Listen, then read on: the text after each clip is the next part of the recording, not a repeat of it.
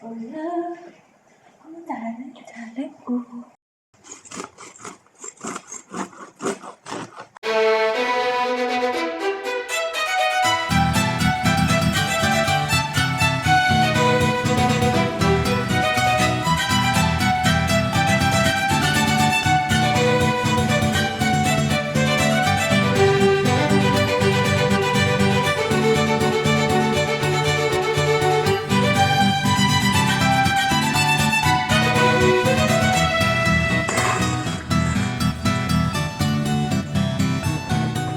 Hey, it's Seraphin, and today we're making this super bubbly, fluffy, soft, and delicious focaccia.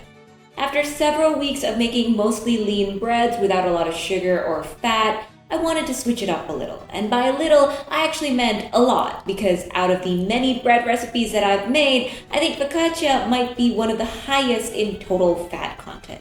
In this recipe, the focaccia dough itself doesn't contain that much fat, just 15 grams of extra virgin olive oil for 250 grams of total flour. According to the empirical evidence, it's actually at the lower end of the suggested range as written. But every step after mixing the dough is honestly just a variant of adding olive oil. In defense of my focaccia, I'd like to provide this argument. Olive oil is good for us, and here I use extra virgin olive oil, which has been shown to contain 55 to 83% of oleic acids. These acids, along with other antioxidants in olive oil, contribute to its many health benefits.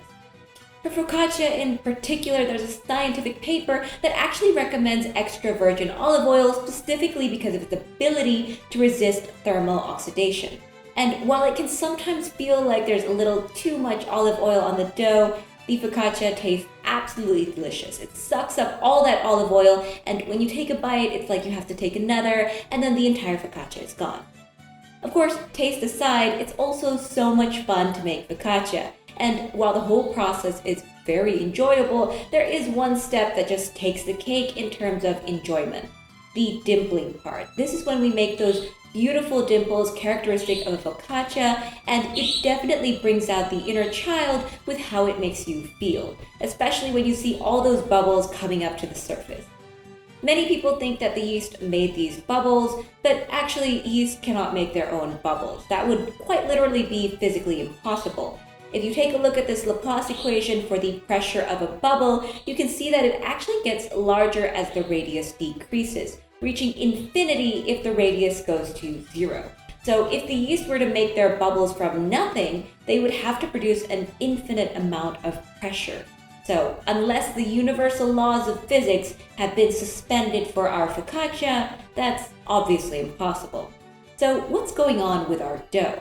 Well, many of these bubbles in the dough were actually first created during mixing or kneading. When we mix or knead the dough, we basically shove air inside of it. Now, air is composed of several different components. To be exact, air is about 78% nitrogen, 21% oxygen, and the remaining percentage points are other gases such as carbon dioxide, neon, and hydrogen.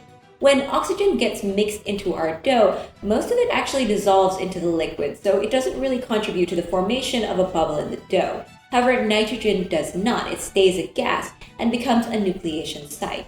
Small imperfections on the side of the glass container can also serve as nucleation sites, and when the yeast actively start producing carbon dioxide, the carbon dioxide fills up these nucleation sites, and they get larger and larger until we either punch down the dough or degas it in some other way. When we do this, even though it might look like we're introducing new air into the dough, we're actually not doing that. We're just subdividing the already existing bubbles into smaller ones, which is a big reason why doughs that are degassed more have a denser looking crumb with smaller bubbles throughout.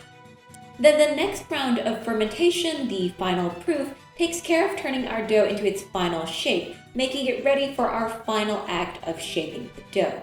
The dimpling step, where we insert our fingers into the dough to create that distinctive focaccia pattern before sending it off to the oven. This also brings out the bubbles on the surface of the dough, which just makes it look better.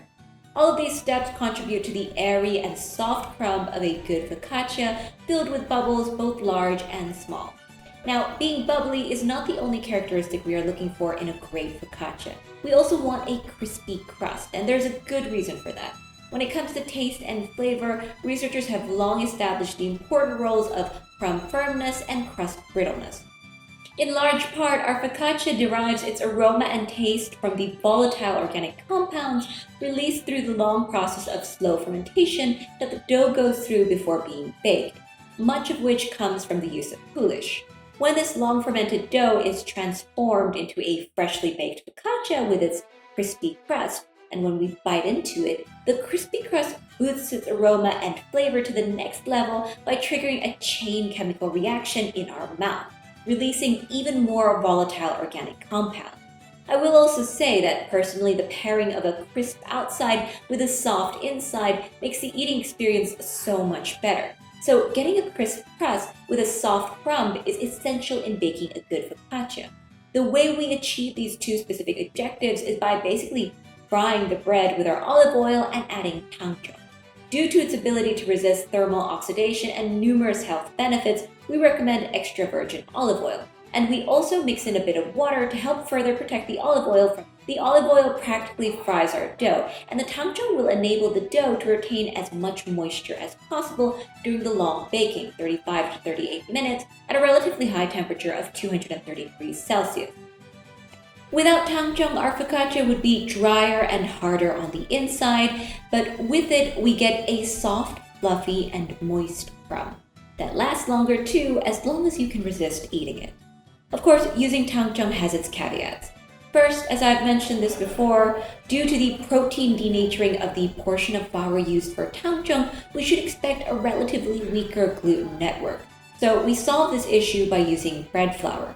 Second, denatured protein has been shown to have a resilient, elastic, and flexible properties, and along with the increased tenacity due to the gelatinized starch, these properties, while helpful with dough handling, doesn't mean we can mix or knead the dough for a short while and call it quits when it feels stiff.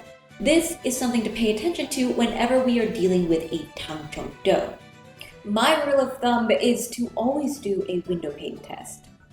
Okay, with all these tips aside, let's get to the recipe. Alright, so the first thing we need to do is make the Poolish. So I'm making the Poolish one day before I make the final dough so that I can give it time in the fridge overnight to fully develop those flavors, stall the yeast, and allow the proteases inside the flour to work and chop up those proteins into delicious amino acids. Alright, so in a bowl, we're going to add in 100 grams of water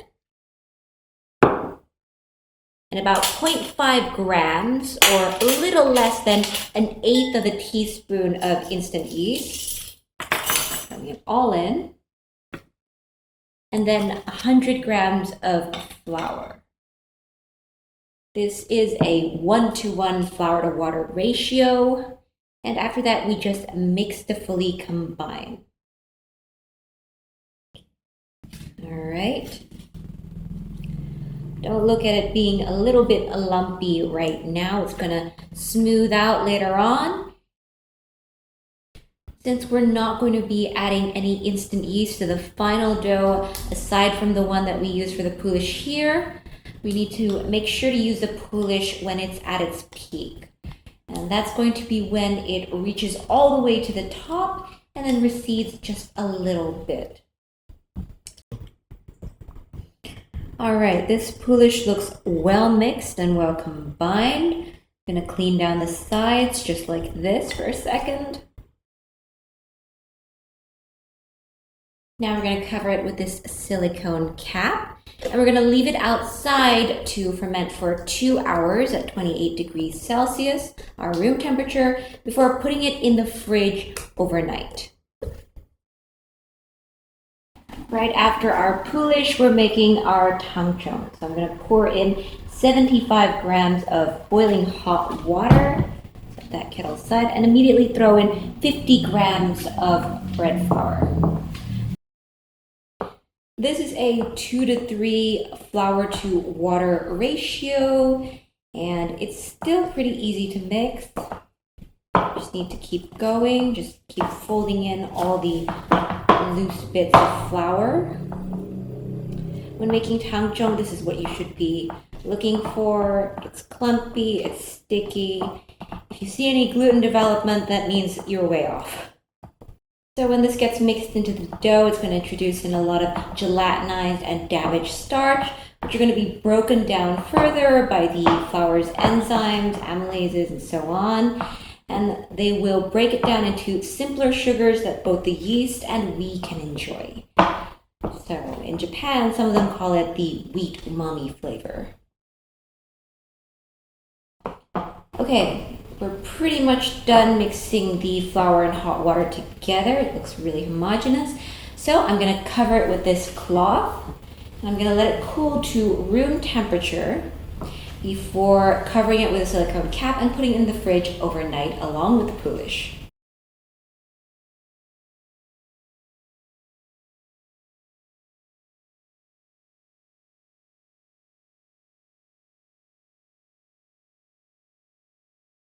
All right, now that our Poolish and Tangzhong are both ready, we can start to make the final dough.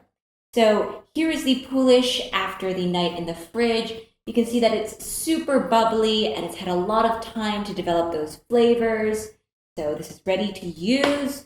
We also have our Tangzhong fresh out of the fridge. You can see that it's very cold and firm. That's perfectly fine, and we don't need to wait for it to come to room temperature or anything before we use it. Our room temperature is 28 degrees Celsius, so it's quite warm. So we don't really have to wait that long for our dough to come to room temperature, even if we're adding a cooler Poolish and Tangzhong. If you live in a place with a much lower room temperature, then you might want to exchange this room temperature water for water at a slightly warmer temperature to help get the dough going and speed up fermentation. So let's open the Poolish up.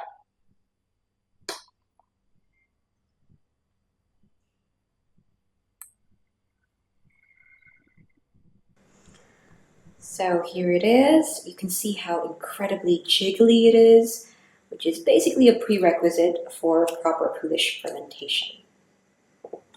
Let's take a look at the Tangzhong next.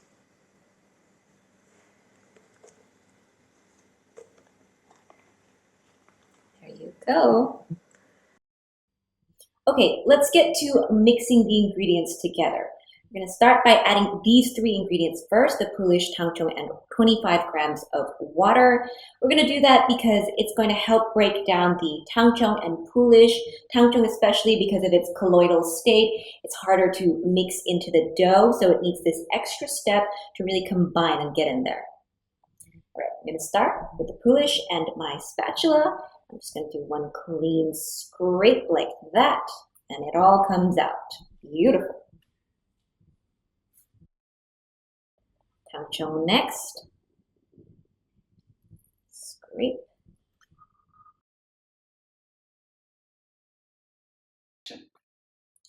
All right, now that both of those are in, I'm going to add in the water. There you go, 25 grams of water. And I'm going to briefly mix it with my spatula, just a little bit.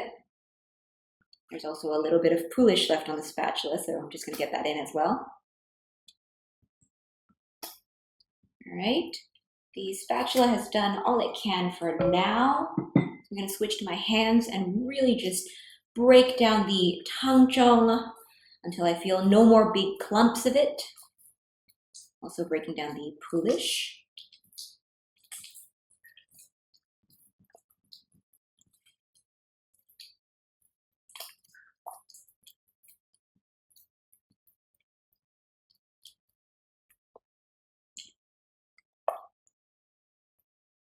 You can actually see the gluten structure when I mix it like this. You can see it peeling away at the sides. It's beautiful.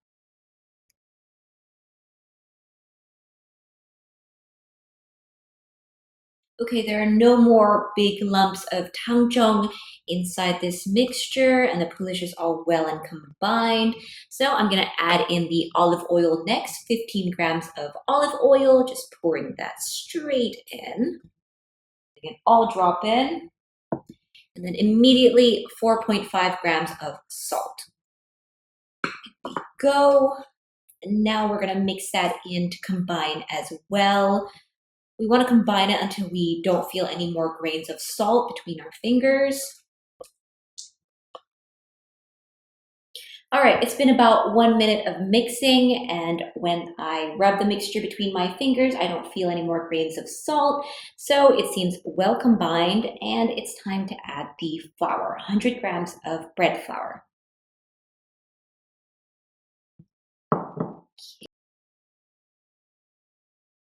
And now we're just going to mix this all together. The dough's hydration is around 80%. And right now we're not really mixing it until it reaches full gluten development. We just want to combine all the ingredients properly and develop a little bit of gluten while we're at it. The sides of the bowl with my scraper, get it all in there, and then we're going to continue mixing this for about 3 to 4 minutes. That's all we need. It is quite wet, so we can't knead it traditionally, but we can fold it in like this, just making sure to get everything in. So it's really important to use a high protein bread flour for this recipe because we're fermenting it for quite a long time. So if it's not as high protein, it might fall apart, especially because we're using the Poolish and Tangzhong. With the Poolish, there's plenty of time for the protease enzymes inside the flour to break down the proteins. And with the Tangzhong, the heating process actually denatures most of the proteins. So not much gluten formation coming from the Tangzhong. While we're on the topic of gluten strength, salt is also quite crucial here since it helps to tighten the gluten strands. We talked about this in a previous video, but basically it helps to shield the gluten protein's positive charges from each other, which allows them to curl up tighter and thus become stronger. On the other hand, the olive oil that we're using does have some slightly weakening effects on the gluten, but it really makes up for it because it increases the stability of the bubbles. So it's really take and give. Besides, olive oil tastes so good. All right, so it's been about 4 minutes of mixing like that. The dough is done for now. It's well combined and it's got a bit of good gluten strength going. So now I'm actually going to coat it in olive oil. So I'm just going to take some on my hands, just like that, just a little bit. Coat it. I'm going to pat the dough and then using my scraper, which I'm also going to line with a bit of olive oil, and scrape down the sides, clean up the bowl.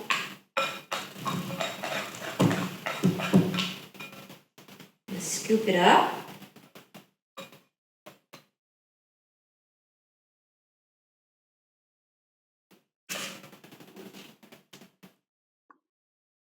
And I'm going to basically round the dough. Should have used a bit more olive oil, but it's okay. It's okay. I'm going to drop it back down. Use a little more olive oil.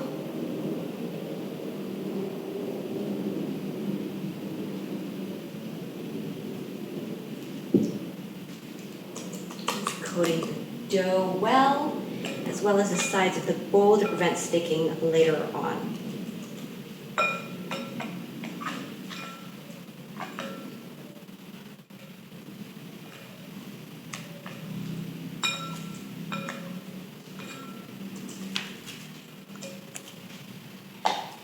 Okay, now that the dough has been well coated in olive oil and the sides have been lined as well, I'm going to cover the dough.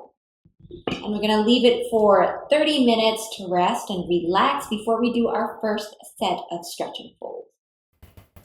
All right, it's been 30 minutes. The dough is relaxed.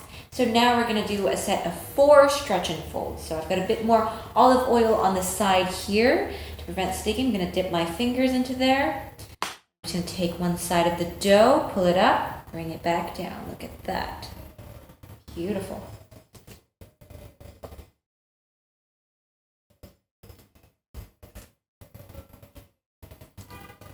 Last stretch and fold. We're going to close that up and cover it. We're going to leave it for another 30 minutes before we come back to do another set of stretch and folds. Stretch and folds are a very gentle gluten building method. Unlike kneading, either by hand or with the mixer, they don't incorporate a lot of air into the dough, which means that the yeast fermentation doesn't speed up drastically, and so that we can give the dough enough time to really slow down, take its time, and build that flavor. Been another 30 minutes, and now we're ready to do our second round of stretch and folds. I'm going to uncover the dough, put that aside, dip my fingers in a little bit of olive oil, and that's the first stretch and fold, second stretch and fold, third stretch and fold, and fourth stretch and fold. So Tangzhong increases the dough tenacity, so we can't really tell whether or not the dough is done based on its density. We have to do a window pane test. I'm going to take off a piece of the dough. I'm going to try to stretch it out thin enough for light to pass through it. There you go, it's beautiful. Okay, seeing that it passed the window pane test, we're done developing gluten for the dough. So I'm going to cover it and leave it to rest and ferment for the rest of its bulk fermentation until it roughly doubles in size. So that should be about an hour at a room temperature of around 28 degrees Celsius. So about 10 minutes before the dough is done, we're actually going to start lining our pan with a bit of butter. This is an extra step to prevent the dough from sticking. I'm going to line it with butter here first, just like this. Really getting it all over the pan.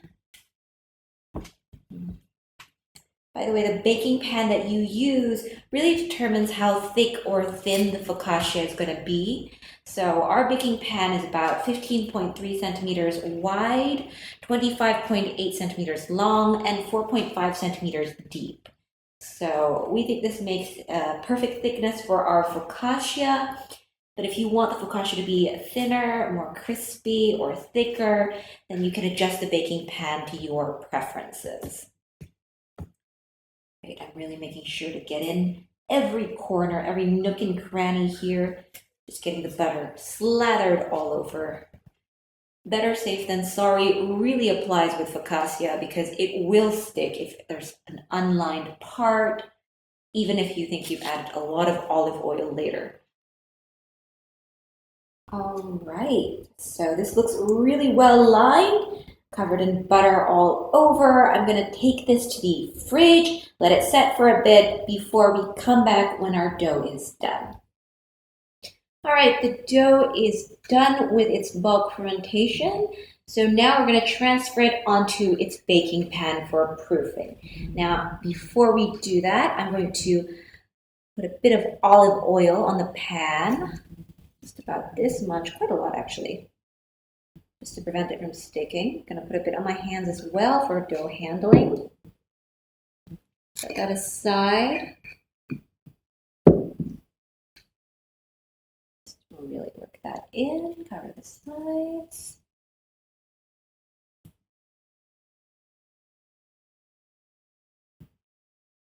Okay, and before we move the dough into there, we're going to fold it into four. We're going to do 4 folds here to form it into a square shape. So I've got my trusty scraper here, like that. Basically coil folds. 1, 2, 3, and 4. Right, there we go. It's really nice and square. I'm going to drop it onto the pan. It's been well lined with olive oil and butter. There we go, being very gentle with it. We don't really want to degas it so that we get a nice open crumb. Now that it's in the pan, I'm just going to very lightly spread it, just a little bit here for now. It might be a little stiff, that's perfectly fine. Just get it a little more spread out. Slowly being very gentle with the dough. No harsh tugging, no harsh pulling. You should have plenty of olive oil to do this without sticking. not just olive oil, you should also have plenty of butter. Okay, I've stretched it out as far as it'll go, mostly filling the pan. There's still a bit at the corners where the dough hasn't completely filled it out, but that's okay, because during fermentation, the dough will expand and it will eventually fill up the entire pan. Right, this is good enough. So I'm going to rinse my hands and I'm going to go and cover it with some plastic wrap. All right, now I'm going to cover it with the plastic wrap. And it does have to be plastic wrap because the dough is very sticky. We do not want it sticking to anything. So we're going to use this like this. Stretch it. And now we're going to leave this to proof for about 1 hour and 30 minutes, or until it basically fills up to halfway of this pan's height. Okay, while the dough is proofing, we're going to make our topping. So we're going with a relatively simple option here. We have a small bowl with 15 grams of olive oil in it. And to it, we're adding 10 grams of water. Just bring that in. And then we're adding 1/4 teaspoon of salt and 1/2 teaspoon of dried oregano. You can use any dried herb that you'd like. Fresh herbs too. It's all up to your taste. And you can also adjust the salt to your taste as well. But do keep in mind that we will be adding more salt later by sprinkling it on. So feel free to adjust your own preferences. Okay, we're also adding 8 cloves of garlic, but before we just drop it in like that, we're going to actually crush it with this mortar and pestle. You could just use a knife. So I'm just going to do this. Just like that, just bruise it a little bit, maybe a little more. Crack it open, and then drop it in. So I'm just gonna crush all of them, just a little bit.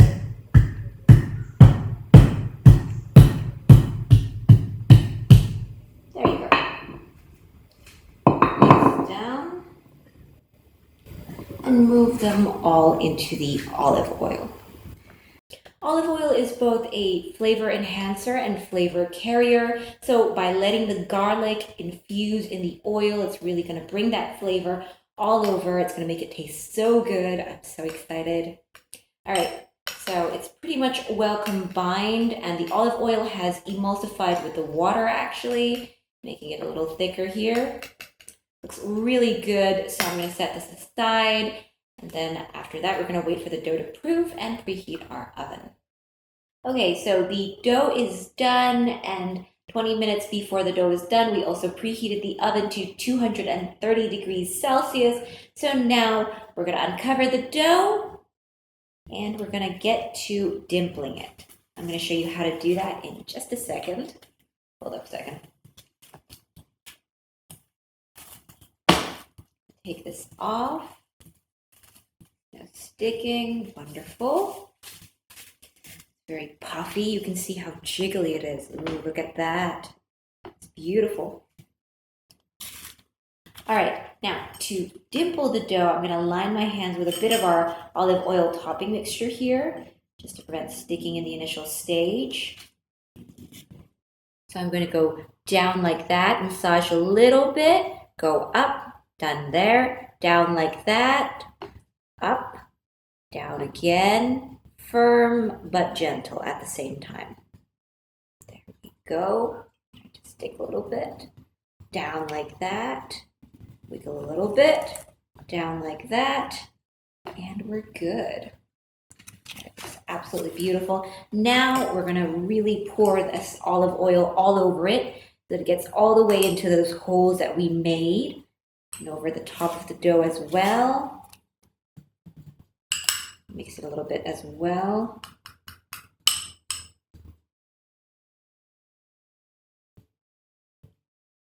Beautiful. All right, I'm going to take these garlic cloves and I'm just going to fit them into some of the holes. Doesn't really do anything, just helps it immerse in that area. There you go.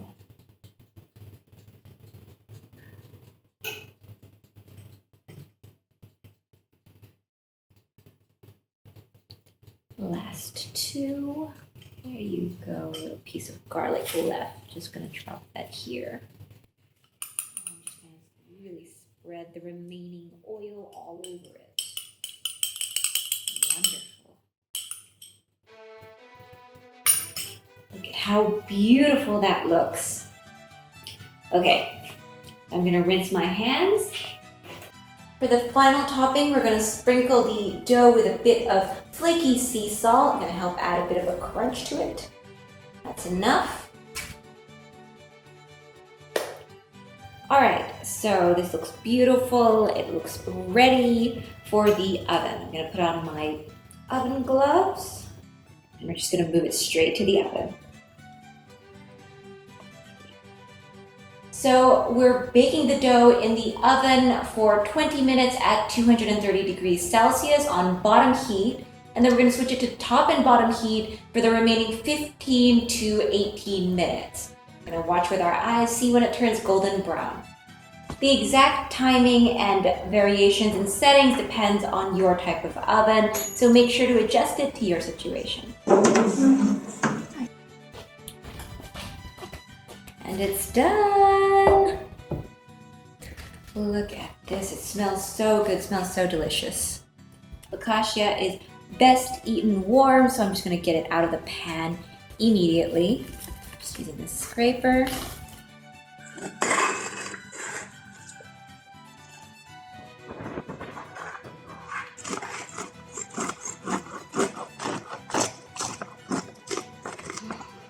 Let's try a bite.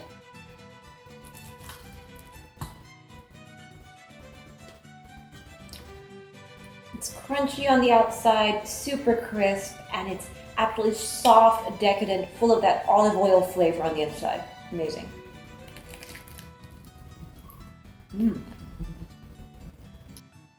And that's it for this video. Thanks for watching, and bye!